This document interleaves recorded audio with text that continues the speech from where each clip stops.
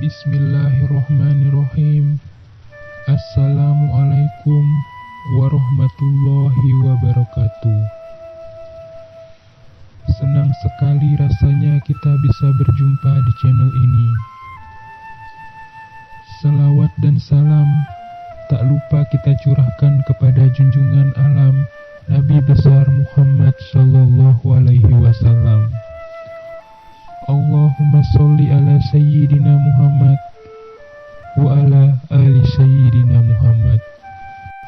Saudaraku yang beriman, pada kesempatan ini saya ingin membahas beberapa hal mengenai adab dan sebab terkabulnya doa.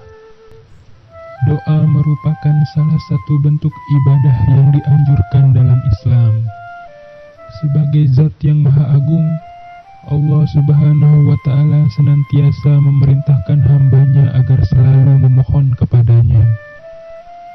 Bahkan, doa dianggap sebagai ibadah yang berada pada derajat yang paling agung. Hal ini dijelaskan dalam firman Allah Subhanahu wa Ta'ala yang artinya, "Dan Tuhan kalian berfirman, berdoalah kalian kepadaku, niscaya akan aku kabulkan bagi kalian."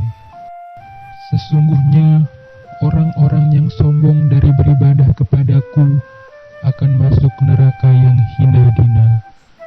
Quran Surat Ghafir ayat 60. Selayaknya ibadah lainnya, sebagai agama yang kafah, Islam pun memberikan arahan tentang tata cara berdoa.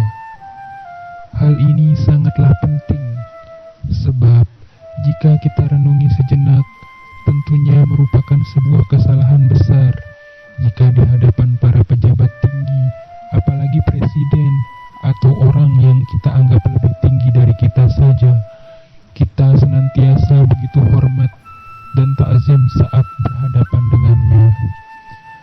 Namun, justru ketika kita di hadapan Allah Subhanahu wa Ta'ala, Sang Maha atas segala maha, Sang Pencipta seluruh yang terdapat di alam semesta, kita justru kurang memiliki perhatian, bahkan asal-asalan. Adapun beberapa hal yang harus kita lakukan saat berdoa ialah: pertama, ikhlas karena Allah Ta'ala, konsisten atau istiqomah, dan menjauhi kemusyrikan. Allah Subhanahu wa Ta'ala berfirman yang artinya, maka berdoalah atau sembahlah Allah Subhanahu wa Ta'ala dengan memurnikan ibadah kepadanya, meskipun orang-orang kafir tidak menyukainya. Quran Surat Ghafir ayat 14. Oleh karena itu, ikhlas merupakan syarat terkabulnya doa tersebut, karena ikhlas akan mendekatkan seorang kepada Allah Subhanahu wa Ta'ala sebagai sarana dikabulkannya doa seorang hamba.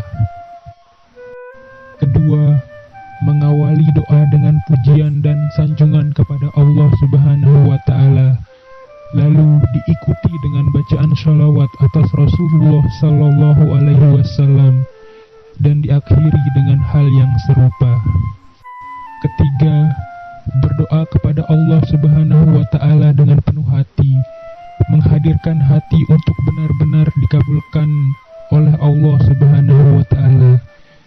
Tidak berdoa dengan hati yang lalai dan berpaling, sehingga hanya menggerakkan lisan saja, sedangkan hatinya berpaling memikirkan yang lain.